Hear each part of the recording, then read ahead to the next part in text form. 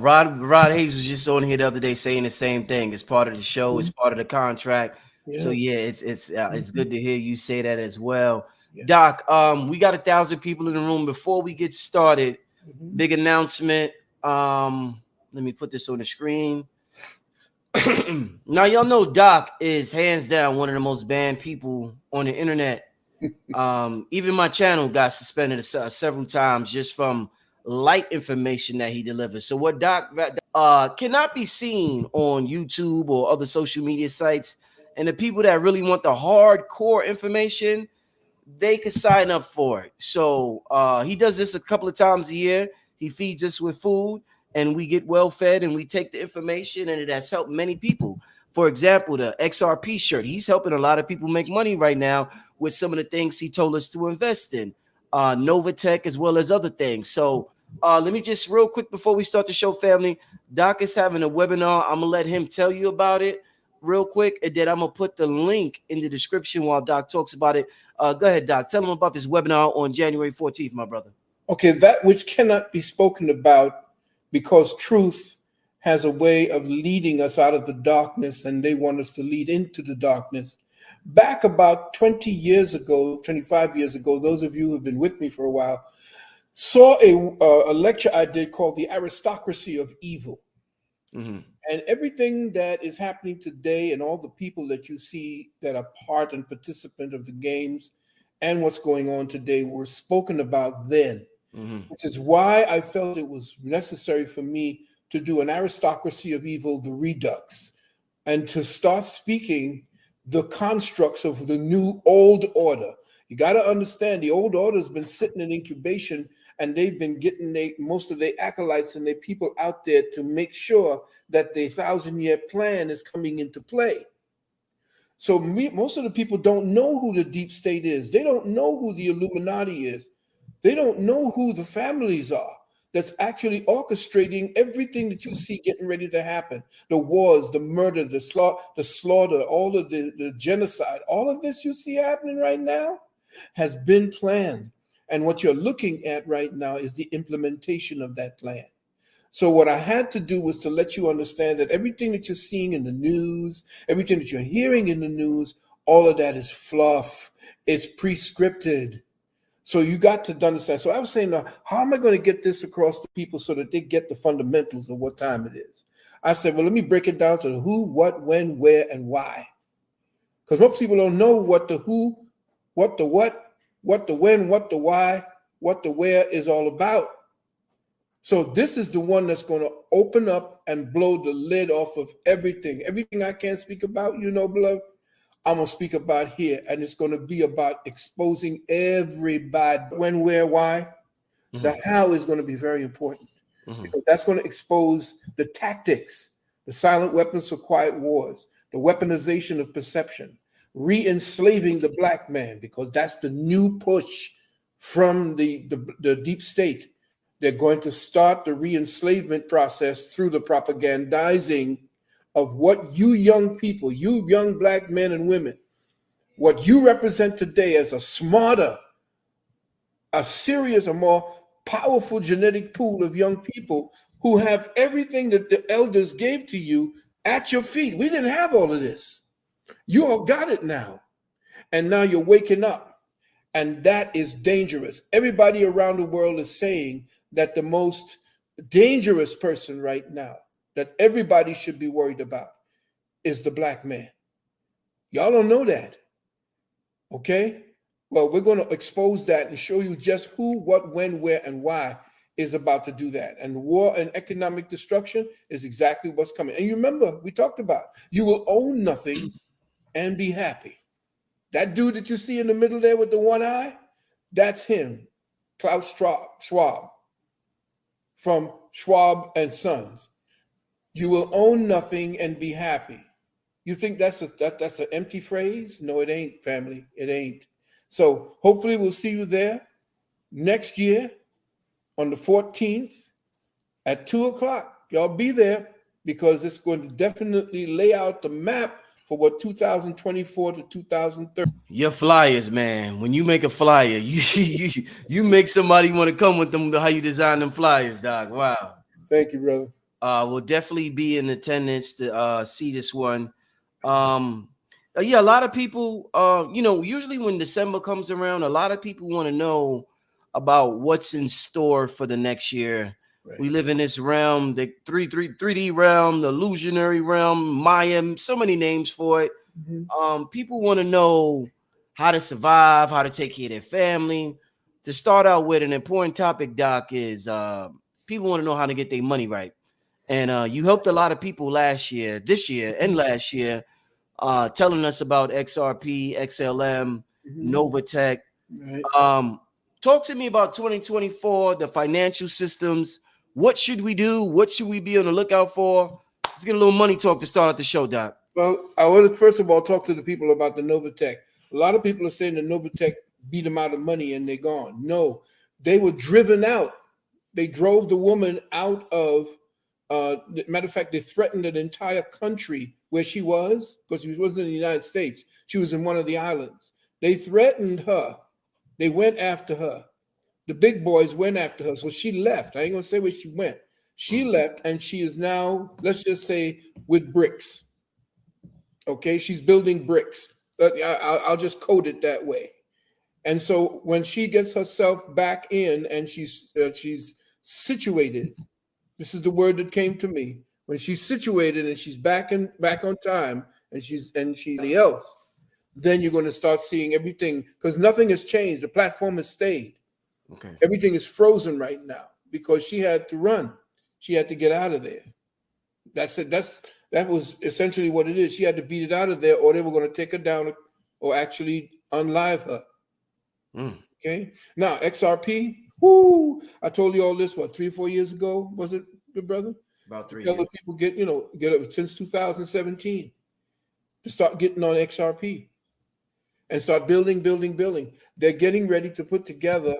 I mean, XRP is in over 500 financial institutions around the world right now. 500? Wow. 500, and it's going after the big boys. The big boys are actually the ones quietly doing this. And you got to look at the fact that they're getting ready to beef up Bitcoin. The reason why they had to beef up Bitcoin is rising right now. Yeah, you know why? Because the big boys in Wall Street needs it to rise. It's a store of value for the big boys. So you can get in on it, but it's not going to be something that you can utilize like you're going to be able to utilize XRP and XLM and XDC. These are utility coins. They're going to have a greater value in the long run, a greater value because of their efficiency. Say, for instance, you want to send money, or if you want to send anything of value, contracts, anything of value. If you're using Bitcoin, you're going to have to pay the electricity bill to the people who are actually creating the Bitcoins. If you're using Ethereum, there may be Ethereum 2.0 that's trying to catch up with XRP, but we don't know yet. We don't know. XRP is still the most efficient. And of course, they got a whole lot of other coins that are now trying to catch up with XRP, but the banks are not going for it. The banks, the big boys, I'm talking about the big boys, not the people off to the side. I'm talking the big boys are all quietly buying up XRP. And if you got XRP, a substantial amount, you can actually broker it and loan it to the banks for a dividend. You don't have to spend it or liquidate it. You can actually use XRP down the road. And this is like what they talk about, generational wealth. This is generational wealth that you're dealing with. And it's only 61 cents right now. They say that all you need is 1,000 XRP to become a millionaire. Why?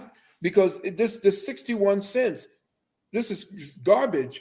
If it wasn't for the SEC suing XRP, it would be in the numbers right now, first with Ethereum. It was above Ethereum. It was getting ready to be $2,000 per coin. But they knew they had to shut this down because of what it entailed, what it was about. And so when the people who are dealing with the XRP and the Bitcoin and the Ethereum, those are the two that conspired to make sure that they suppress the price of XRP. After this, they pull the switch next year, it's going to shoot up. $10, $20, $30. They already have done what they call beta tests overseas. And do those beta tests overseas, when they came back, sometimes they call it a glitch. They had a glitch in the platforms, and they showed XRP at $2,500 a coin. They showed XRP at $35,000 a coin, 65,000, and then all of a sudden you go away and we're back to 61 cents. They're showing you what the amount of money that XRP is getting ready to deal with. XLM is the same thing. XLM is going to be for us. XRP is going to be for the banks. XLM is going to be for you and me to do trades and buy, we the common folk. We're going to be using the XLM. XDC is going to be mostly for contracts. And these three are going to be pivotal in the movement of money efficiently around the world for the next 100 years. Very interesting. Very interesting. Yeah, family, I advise y'all to look into these cryptos, and while it's still early, I'm hearing the whole year next year is going to be a bull run in the crypto market. Like it's going to be, I'm hearing that it's going. But don't go for the okie doke. XRP is for the long run. I mean, take some, take a taste, right? But don't liquidate totally, right? Because it's going to go up by 2030. They're talking 65,000 a coin. They're talking the Fed is going to be picking up XRP and using XRP in their CBDC currencies. What happened, Doc? What happened to that Fed now? Remember the dude that started CASHAPP died, and then the next day they announced Fed now. Whatever, is that still rolling out? Well, they say that Fed now will come into play if we deal with a CBDC. But you see, America don't want the CBDC. Why? They don't want the bank coin because then it gets into constitutional issues. You see, once you get into the coin, once the state starts marketing a coin and you got to use that coin, that's going to be monitored. Everything you do going to be monitored for taxation purposes. So that's why Bitcoin is not going to be used by any of the banks. They're going to use it as a store of value, but they're not going to use it as a coin for doing business, daily business every day. And there's trillions, maybe quadrillions of dollars that bounce back across the earth. And XRP is going to have their finger in all of it, quadrillions of dollars. So they can't leave XRP at 61 cents. The more people come on board with the Ripple program, the more the value, because the more when somebody wants something, the more the demand. Right. Okay. So don't think that the 61 cents you see, or maybe goes to 70 cents and back down to 50 cents. Don't play with that. They're playing with it. Gold right now on the private market. Gold is up. Yeah, but no, on the private market, gold is $15,000. 15? Yeah, on the what? 15 what, a kilo? $50 an ounce. No, that's what you mean. Yeah, that's what I meant to say. Yeah, $15,000 an ounce in the private market. Just like XRP is $25,000 on the private market, or you see it go 35, 25, and so forth. Yeah. We're dealing on the public side. Right. See? The private side know what time it is. And so you got to think like they think. You got to think like the Rockefellers think. You got to think the way, the scumbags who run the planet, who thieve, who steal, create wars. You got to think like them. They're feathering their nest. They're buying up XRP like it's going out of style. They don't care about the Bitcoin. The Wall Street boys are doing that to make sure that, the people don't start buying up on the XRP. They don't want 10,000, 20, 50, 100, maybe 2, 10, 20 million millionaires running around with XRP. They don't want that. Remember, they're getting ready to get rid of the middle class. There's going to be only 2 classes. And this is what they're pushing for. That's why you're going to have nothing and be happy, because the upper class is going to do everything to you, and don't get suckered in by electric vehicles. Uh-oh, Doc. Why you had to go there for, Doc? I thought that was the future. No. That's the future for them, brother. You don't mess with the Teslas? No. Talk to me about it. Teslas. No. Talk to me about it. Tesla. Why not from what I've heard from brothers who have one. Yeah, I didn't hear everybody say, oh man, that's 0 to 60 in 2.3 seconds. So what? Yeah. When you out there and you can't charge that bad boy, it's just a hunk of junk sitting on the side of the road. Give me my gas guzzler any damn day. You see? Because you got to remember what they're doing. They're electrifying everything so that they can put you on the grid. Okay, that's what that's about. Yeah, you could take out. In other words, they got a lot of technologies that's already being put into the new cars that they can track you. But you can always disable that chip. Right. But with your electric vehicle, first of all, the electric battery is slave labor. Yeah. You see what the Congo. Yeah, in the Congo, you see what it looks like, right? Where there's children that they're in the mud and the grub and they have to handle that toxic stuff. Yeah. So now you have these and the batteries themselves are not biodegradable. So you could put a heap of batteries that are obsolete because they're going to keep making them more and more efficient. But you have a whole. They're not showing you the whole pile of these batteries from previous Teslas that are essentially waste.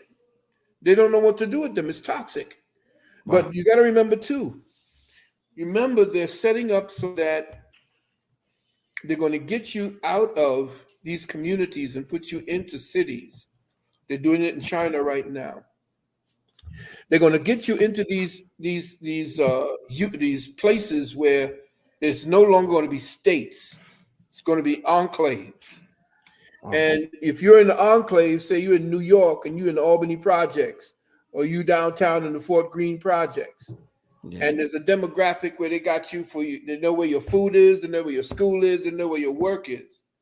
They're going to program the cars so that the cars can't go out of a specific demographic bracket. So you can't travel from New York to Florida because there'll be a kill switch in your car.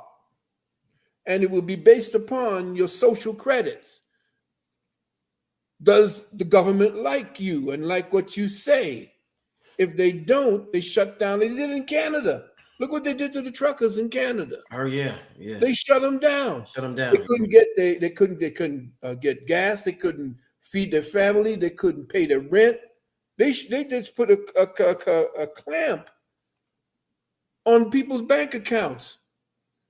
You know why? Because my boy, the dude there, Thoreau, he's the bastard son of Castro. He's the bastard son of Castro. He don't even look like his father or his mother.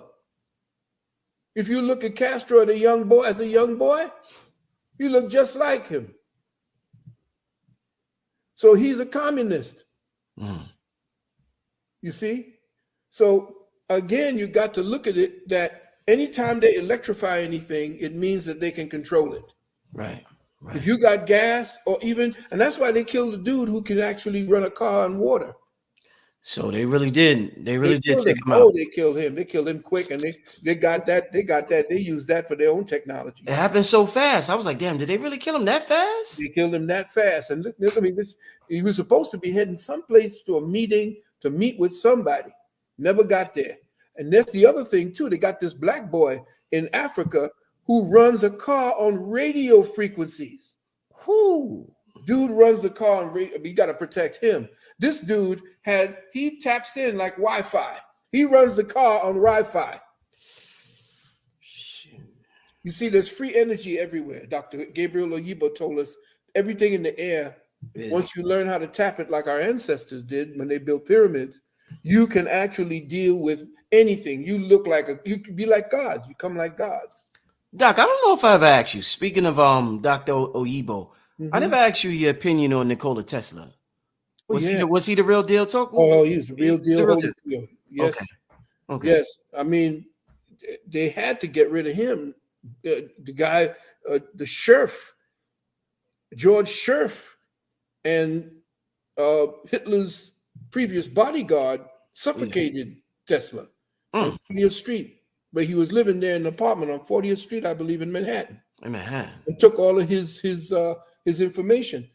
Tesla's information was well known to Trump's father or uncle. You told us that. He knew all about that. He knew all about the new technologies that were coming out. Why do you think all these technologies is coming out where they can actually send radio waves directly to your brain to make you believe that you're the one that was thinking that thought that they put in your head? They got that technology now. They know how to manipulate. That's why I was saying the manipulation of perception. Everybody got to understand what time it is, what they're getting ready to do. I don't mean to cut you off, but it's very important since Doc said that.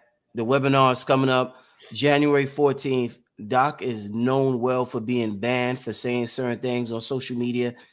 We got 2,400 people in here. Countermeasures as well of how to deal with that situation, how to come into understanding that your thoughts belong to you. In fact, I do suggest that you join our university because we get way, way deep into how the technology for understanding how they use metaphysics against us. They call it quantum physics. I call it metaphysics. And metaphysics is the countermeasure to quantum physics. So you don't like the term quantum physics? I don't, but no, quantum essentially is just, that's them stealing the word metaphysics. Okay.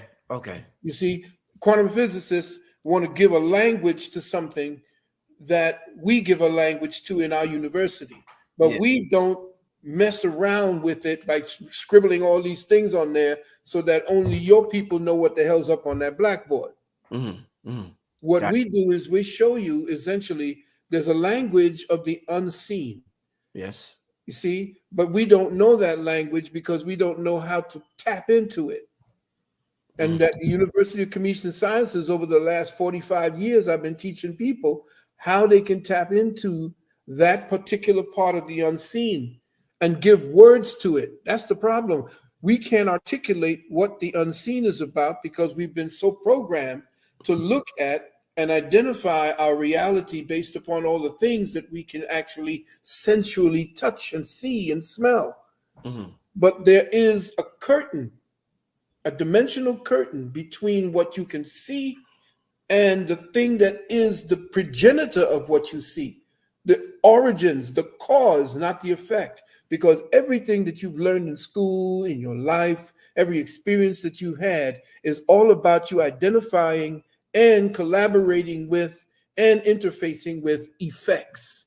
Your whole life has been about a whole cavalcade and tsunami of stimuli based on effects, but you don't know what cause is. You don't know how to access what it is that does that creates that.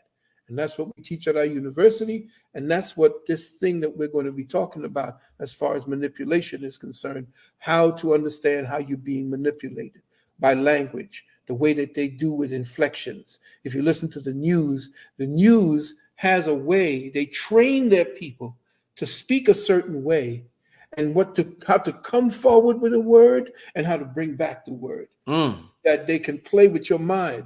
They can generate emotions.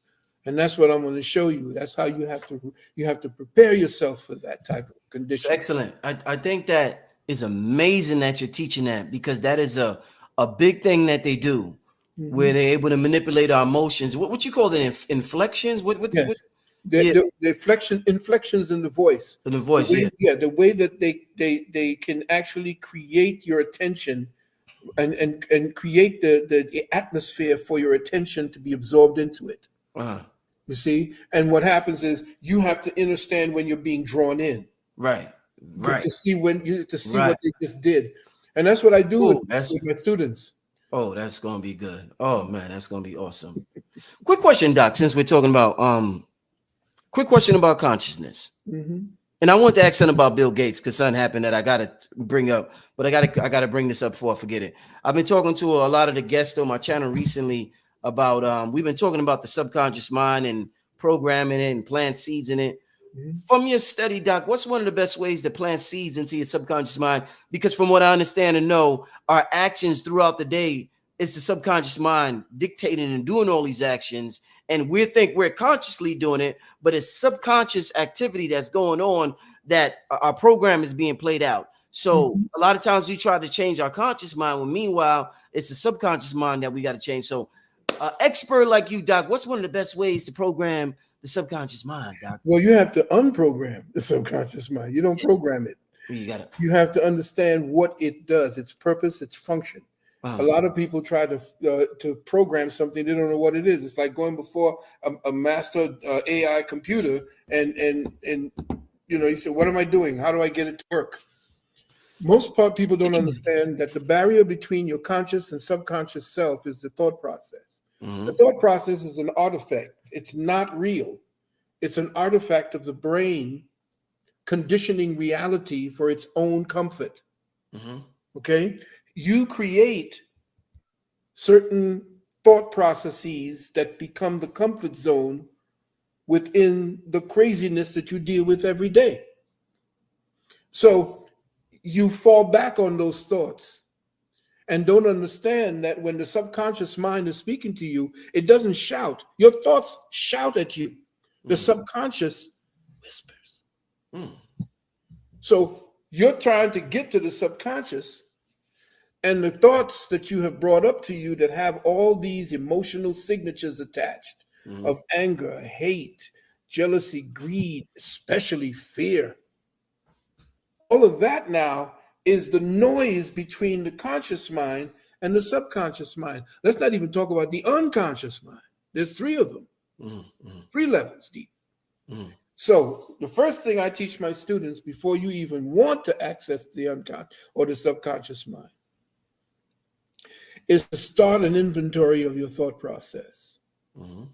What is it that you are so enamored by or so in fear of that you have to constantly play it over and over in your brain? Your job, everything that those who don't want you to accelerate or to grow or to ascend out of the placidity that they put you in, the comfort zone they put you in. What do? They ratchet up the pain, they ratchet up the worry, they ratchet up the fear. Look what's going on to the world today. Just turn on any channel today, and what are you looking at? Death and destruction, war, economic privation, prices going up, children getting killed in the streets. Everything about you, everything that's going on in your life right now is based upon the thought process that you've been conditioned to pay attention to. Right. Now, do you want to pay attention to how to get past the conditioning process, which is the manipulation of your perception? Once you understand how perception works, and you understand that perception has a coding, it has a programming, you'll understand that your thought process is the place where the manipulation starts. It manipulates you into the emotions of the recorded thoughts that you have in your head. You have a record of all your experiences. And with all those experiences, there is an emotional signature that is attached.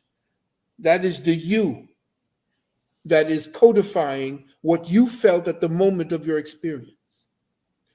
Now, when you understand how that emotion is digging away at your ability to see beyond the pain, when you can now pull back and look at it the way an intelligence would, Now you're seeing what is blocking you from tapping into that subconscious.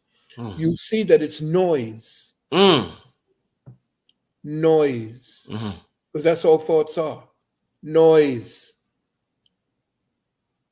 The way they want to block out the whispers that come from beyond, the whispers for the subconscious. That is your God talking to you. Your God self talks to you in whispers, and you ain't silent enough. You don't shut the F up long enough to listen because you're too busy. You're too busy needing input, because thought is a drug. It has to constantly be paid attention to. If you can't think of something, you start going wild. I need something to feed my attention, because my attention has become addicted to the outside world. You said thought is a drug. I never heard nobody say that. Yeah, it becomes a drug. It motivates you, right? It motivates you to act. You can hate somebody and motivate to kill them. You can love somebody and motivate to want to bang them. You can want something so bad, then your thought process drives you. You say, yeah, you go forward. That's what people are doing when they're giving you they're giving you that, get up and get up. Yeah. They're telling you to tap into that drug. So your thought process now feeds you. And just look at it, what happens. What happens to people? And you look at Philadelphia, and you look at what's going on today at the fentanyl. Ooh. What's happening with fentanyl? Fentanyl is taking the place of the thought processes people don't want to deal with anymore. It's the drug taking place of another drug. If people lose all hope, it's because they don't like the thoughts that are in their own heads. And when you don't like the thoughts that are in your own head, you begin to create the conditions around you that you don't like, that don't like you. When you don't like yourself, when the thoughts are something, you think about your thoughts. People don't like to be by themselves because their thoughts don't nurture them. Their thoughts, they don't do anything to that. They love being with themselves, because when you love being with yourself, when you like being alone, it's because you're creative. And you know that in your head, you can do something that you say, that's me. I just did that. There are people who are so bereft of the ability to be happy in their own thoughts that they need the drug. They need another form of the drug, because that drug ain't giving them enough of a high. The thoughts that they have in their head don't give them enough of a high. So they search for something to give them that rush, that feeling of satisfaction, that feeling of accomplishment. But what do? They inebriate themselves. They go to sleep because it's an illusion. Right. You see? So I say to people, if you want to tap into the subconscious, you got to do an inventory of your thought process. How important are your thoughts to you? And I'm not saying that you stop thinking, you don't want to do no more work or nothing like, no. That's a lot of nonsense. I'm talking about being able to put things aside, just like you would say, okay, I'm done with that piece of work. Let me go and start something else. When are you going to do it for yourself? When you're going to take that time to pull back? Because I'm not perfect. I have to do that every time. I have to make sure that if I am so involved in something that I don't remember what I am as opposed to who I've become, then there's this disparity, then the frustration, then the depression. Because if what I am is not more important than who I think I need to become while in this terminal flesh, I might as well kill myself. Because that's what people are doing when they take the fentanyl. Yeah. What I am is not this. I'm not this. This is the present avatar. Right. I'm in my 72nd year in this avatar, going into my 73rd year in this avatar. But this is not me. This is what it is that I have mobilized to do in third density. Right. You see? And if you can use that type of mentality, it's easy for you to be by yourself. If you don't feel that your brain needs to start crunching thoughts become an addiction. You need to start doing things to make you feel that you're alive. But you never tried stillness to find out if you're alive. Because it becomes frightening after that. Once you go into a place of quiet where there's no more thoughts and you fall into a void that you've never been in before because of all the noise in your head has kept you from that place. Once you fall in there, it's a frightening experience because there's nothing there. It's like getting into one of those tanks where they take away all of the sensations around you, and you fall into this void, and then there's just you and the infinite. That's frightening because you always need something around you. Okay, it's my desk. Are the computers here? Ooh, I'm talking to Brother Rich. I know I'm alive. Thank you very much. No, try that by yourself. Do that by yourself. That's frightening. It's like you come in by yourself into the world and then you go out by yourself in death. And I've been there. I've been to death. It ain't a big thing. You've had they call them NDEs now, near-death experience. You've had one of those. Yeah, I had it. I drowned. Yeah. In Trinidad. And all I remember was that, I heard my grandfather calling, "Where's that boy?" That's what I remember. Where's that boy? Because I didn't get a licking. I was supposed to be out there on the at the sea at the time, swimming in the ocean. Yeah. I didn't like the ocean until my uncle took me hand and threw me into the ocean at Mayaro Bay. And after that, I couldn't come out. It's beautiful. And so after I went down and came back, it was like they get me into a ritual because they were very African where I came from. They put me into a ritual, say I was a special kind of boy. And they gave me a ritual and then told me that I was going to do great things one day. I said, nah. And, well, we'll see. We'll see what my history tells me and what the people say that I did, if it was worth any damn thing at all. Doc, I want to touch real quick. I brought up the name Bill Gates. Little, I'm not surprised, but a little upset. A lot of people, for whatever reason, they use apple cider vinegar. Some people use it. People use it for different purposes. Popular brand Bragg's. It's just been announced that Bill Gates purchased it. Got it. So not only that, but there's other companies, like even simple things like there's certain spaghetti sauces that these big corporations are buying out. It's like these small companies who got like somewhat organic products.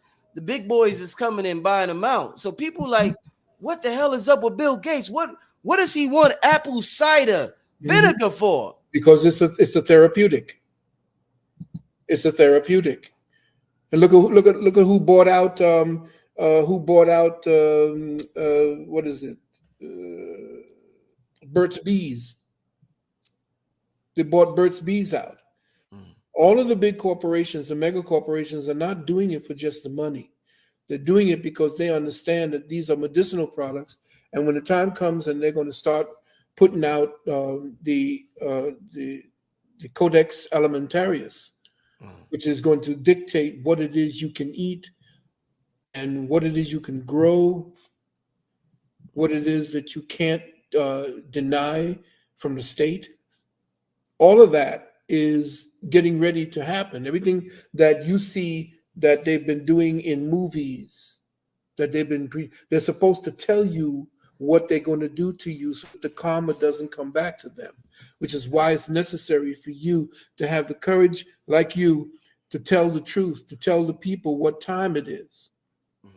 You have to do that because the spirit, if you go in, you notice the people who get taken out are the ones who cut a deal with these bastards.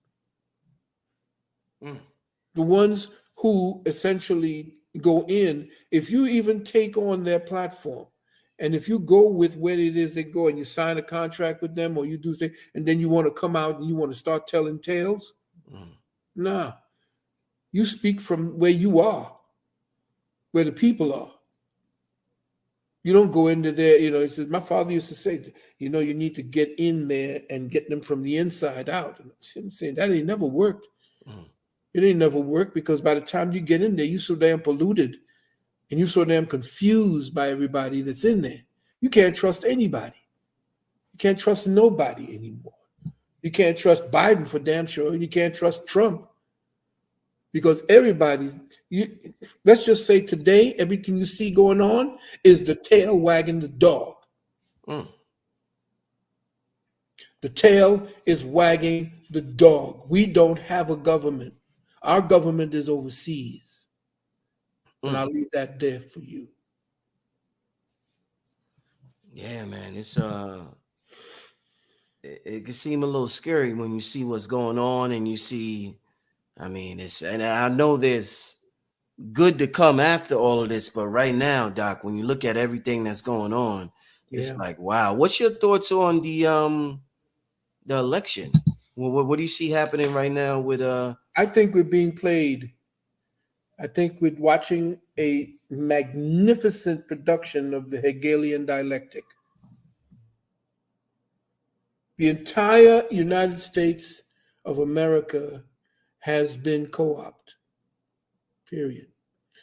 And any elections that you see happening today are being orchestrated. The puppet master, which we're going to speak about on the 14th. You think it's getting crazy now? Boy, you have no idea what I wish I could speak on right now. But I can tell you that these elections, all of the lower state elections that you're looking at right now, everything that you see coming from maybe congressmen or assemblymen and so forth, going up to mayor, they don't worry about that. Not unless the district has enough of a voting block to cause a little bit of problems. But from the governor all up, don't even think about it. You ain't got no powers for that. All that's orchestrated.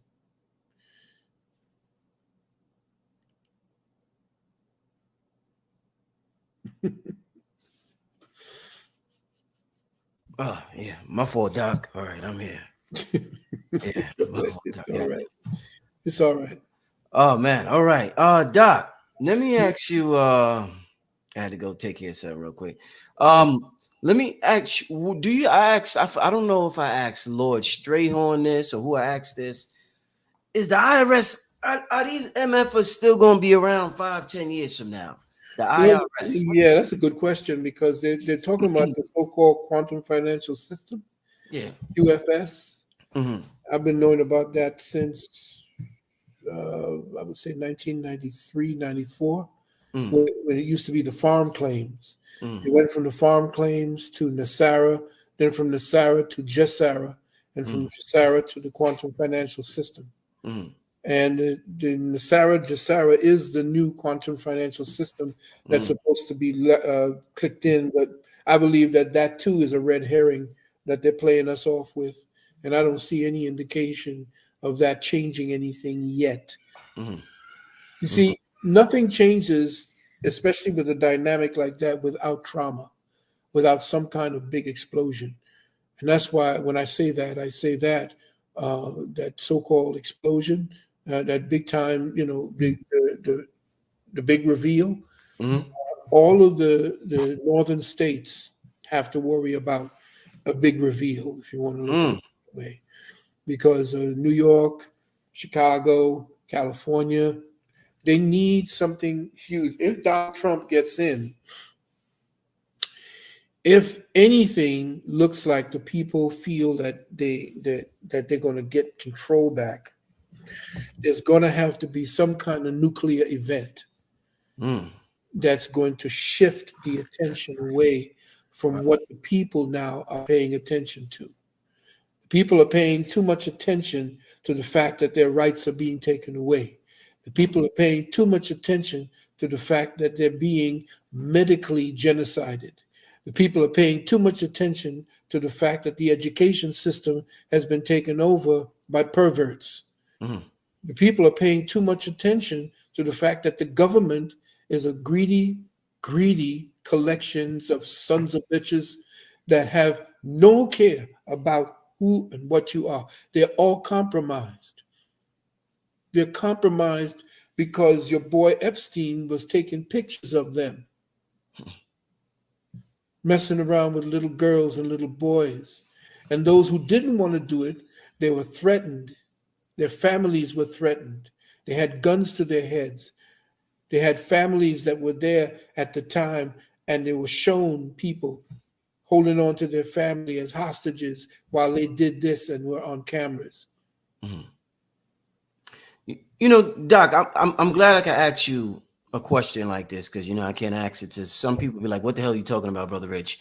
You mentioned nuclear. Now, from what I understand, the extraterrestrials told Eisenhower or whoever, don't let off no more nuclear. After the atom bomb, they was like, y'all don't do that no more. Y'all do that no more. We coming to shut shit down. Right. So this is why we haven't seen any nuclear attacks. So talk to me about that. Were they warned not to use nuclear weapons by extraterrestrials? Supposedly they were warned by people who came from out of one bubble into our bubble and told them what